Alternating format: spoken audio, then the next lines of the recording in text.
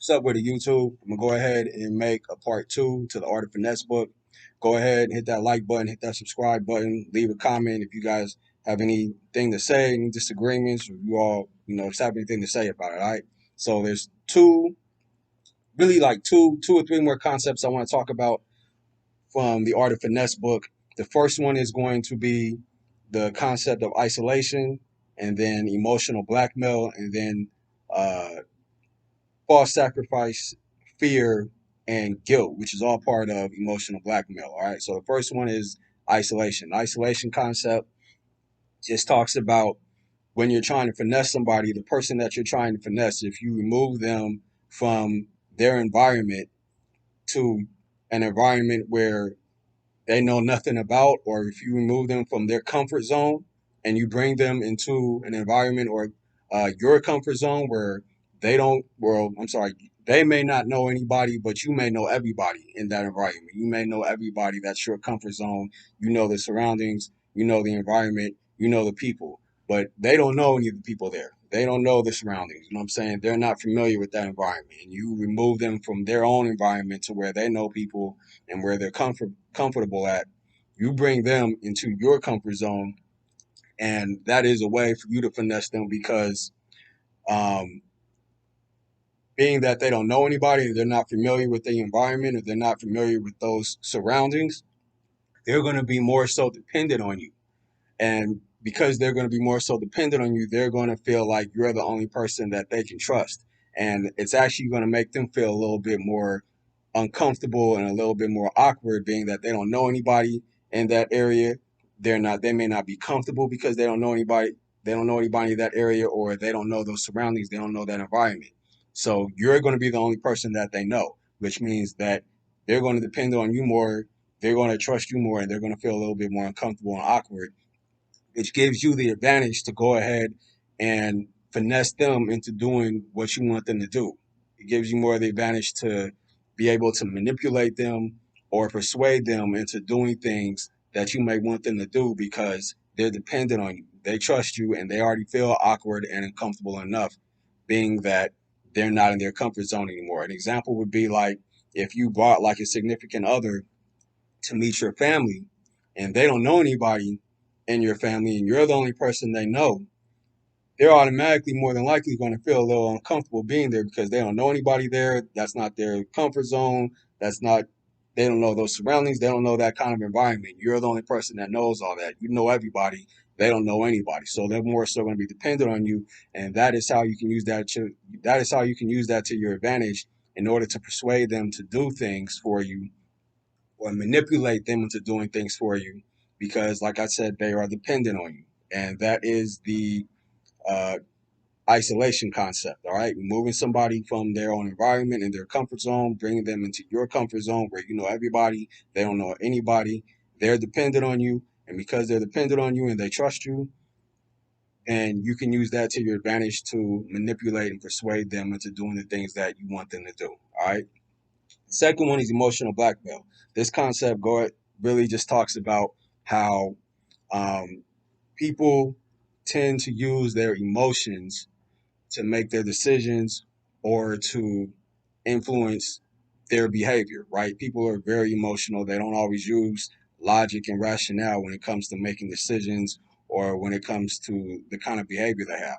So, being that people are very emotional, playing upon their emotions is a way to manipulate and to influence them into doing things that you want them to do and to finessing them, right? So, the book talks about using fear, uh, guilt, and obligation in order to finesse somebody. So, fear, for instance, an example would be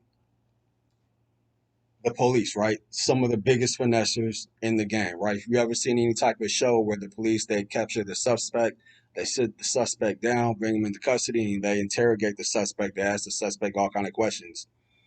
The book states that whenever you're trying to finesse somebody using the fear tactic, you want to know what their fear is. You want to know what their weakness is, right? So with the police, when they interrogate their suspect, they know a lot of these suspects, one of their fears is, going to jail for the rest of their life. Some of them are just scared to go to jail, period. Some of them don't want to face penalties or consequences or whatever, right? So they use that to their advantage. They may tell the suspect, look, if you don't cooperate with us, we'll make it so you go to jail for the rest of your life, or we'll make it so we tell the judge to give you this amount of time, or we'll make sure you get the death penalty or whatever, right? So majority of the people, most people are going to be scared of that, and they know that, so they may use that to their advantage. That is a fear tactic that they use to finesse somebody into getting the information they want out of them, or to just making that person do whatever they want them to do for them, right? That is the fear concept, which is part of the emotional blackmail concept. Using fear to your advantage to make people do what it is you want them to do. All right. So that is fear. And then there is the false sacrifice. And false sacrifice is a concept that is a plays definitely on somebody's emotions, on somebody's mentality, right? So the book gives a concept, the book gives an example of, let's say you have somebody you're trying to finesse and they ask you for a favor, right? Let's just say they ask you for $20.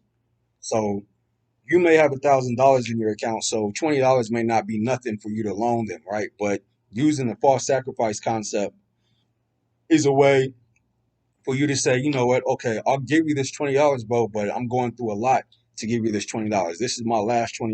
You know what I'm saying? So it's taking a lot out of me, but because you my homeboy, I'm gonna go ahead and give you that $20. You know what I'm saying? But keep in mind, it's my last $20, bro. So I'm sacrificing a lot to give you this $20.